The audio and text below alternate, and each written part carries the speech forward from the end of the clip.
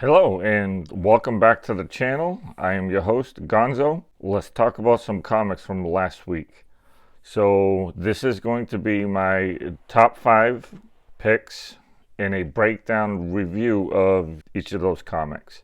And I actually have a couple of runner-ups. So didn't quite make the list, but still good enough to talk about. So I am actually going to start with those. But before we get going on that, want to do a quick shout out to my LCS, the Cape Comics. If you decide to go check those guys out, go and grab some comics from them. And if you do so, let Mr. Rob know that Gonzo sent you. And also what I am showcasing these comics on is the Superior Stand. Shout out to those guys as well. Feel free, give them a look out. That is the superiorstand.com, or you can check them out over on Instagram. So, without further ado, we got the runner-up. We got Storm, number 4. So that is going to be written by Muwera Aodol and Lucas Wernick on the artwork. So just to kind of get into that real quick. So there's some art for you. That's what the artwork looks like. Pretty good. So let's get into the guts of this book. So for those who aren't reading Storm, for one, you're missing out. So I highly recommend it. They are only 4 issues in, working on issue number 5, I believe next month. That should be tying into the Doom series that's also going to be coming up pretty soon. So in this book, Storm is having dinner with Dr. Doom, and he ends up basically killing her. And then she basically, I will show you. So he actually basically impales her. And then she sees her father in the afterlife. And then she is brought back even stronger. And my guess, probably going to be fighting Doom at some point. And should get interesting. Look at that. Pretty cool. And for those who don't know, Dr. Doom is the current Sorcerer Supreme. So there's that. So yeah, so that is one of my runner-ups. Got that going on. The next and final runner-up is Spirit of Vengeance number 5. There we go. That is by Sabir Pirzada and written by Sean Damian Hill. So here we go. Let's show you some of those pages. So here you go. Now this issue, actually this whole series as of late, hasn't really been great. It's kind of been all over the place. So in this one, he's actually fighting a samurai. So got that going on. And then we have, he's breaking into a laboratory, basically fighting a robot. So yeah, it's not great. I'm probably going to be dropping this book, but I do love the artwork. It is insane. So again, not the greatest story in the world, but hopefully it gets better. I'll probably give it maybe 1 or 2 more issues if I'm able. But there we have it, Spirit of Vengeance number 5. Okay, getting into the top 5. So number 5, we got SpiderMan. It's Amazing Spider-Man 65 Point Deaths. So got that done by Derek Landy and art by Kev Walker. Here we go. So let's give you a peek into that. So before I show you this, so in this book, remember Agent Coulson? Yep, Phil Coulson, yep.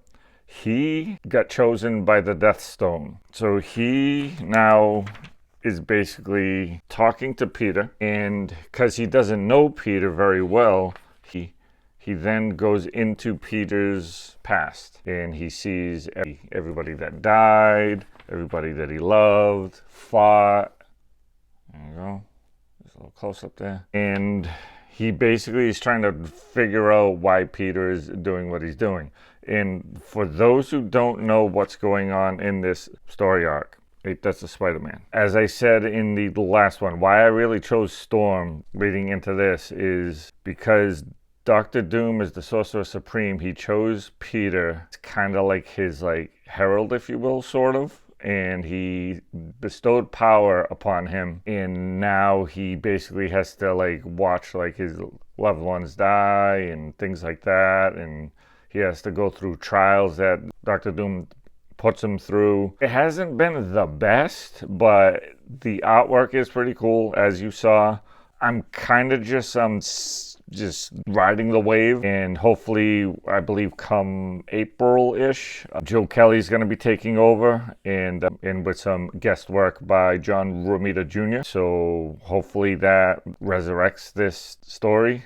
So I am looking forward to that, but I am going to keep going. But it's been interesting, to say the least. So there's that. Go. All right, next up, number 4, we got Green Lantern Fractured Spectrum. It is a number 1. It's a one-shot that is by Jeremy Adams and art by Viken Marion. So here we go. So artwork incredible, writing incredible. Love Jeremy Adams. Here we go. So those who aren't quite sure what's going on here, that is the Sorrow Lantern guy right there.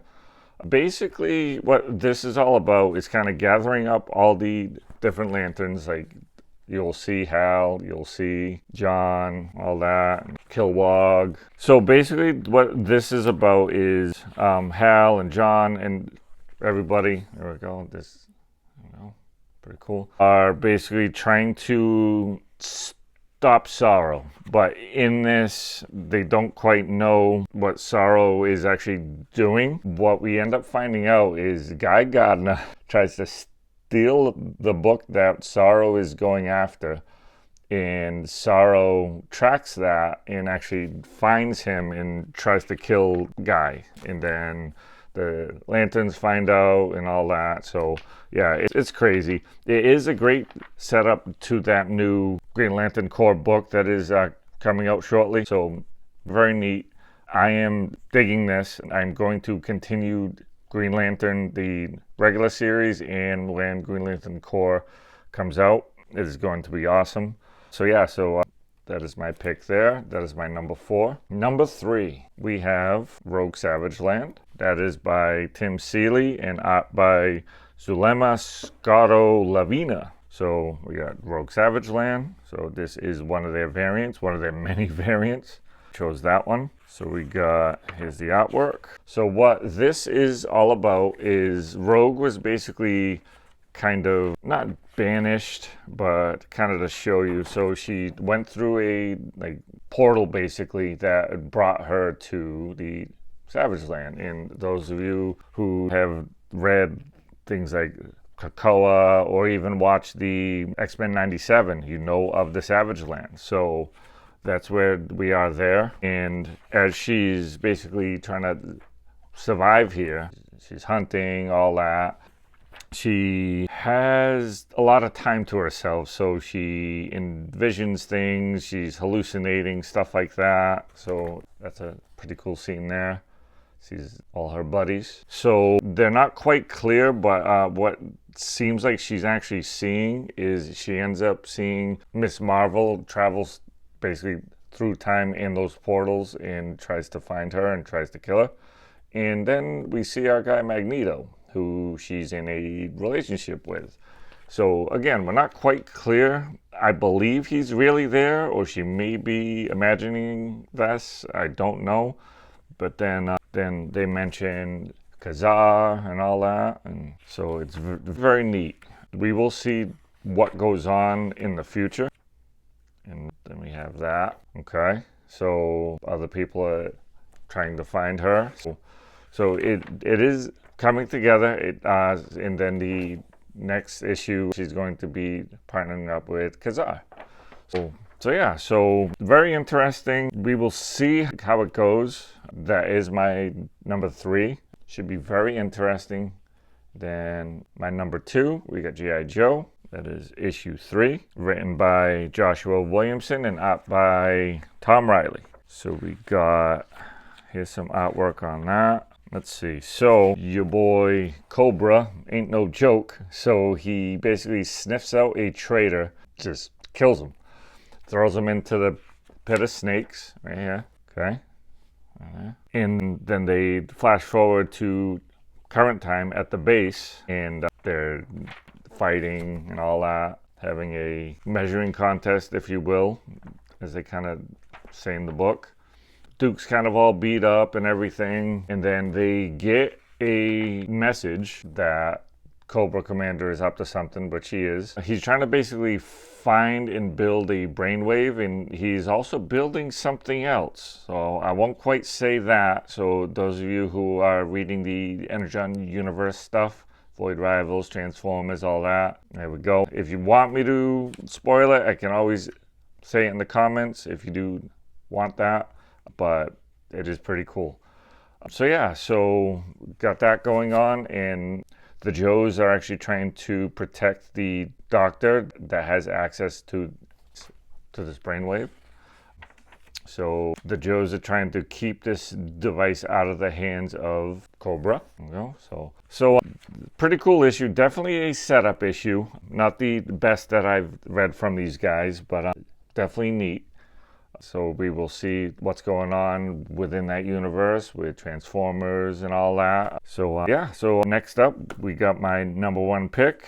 As many of you have probably guessed, it is Ultimate Wolverine. Look at that artwork. Look at that.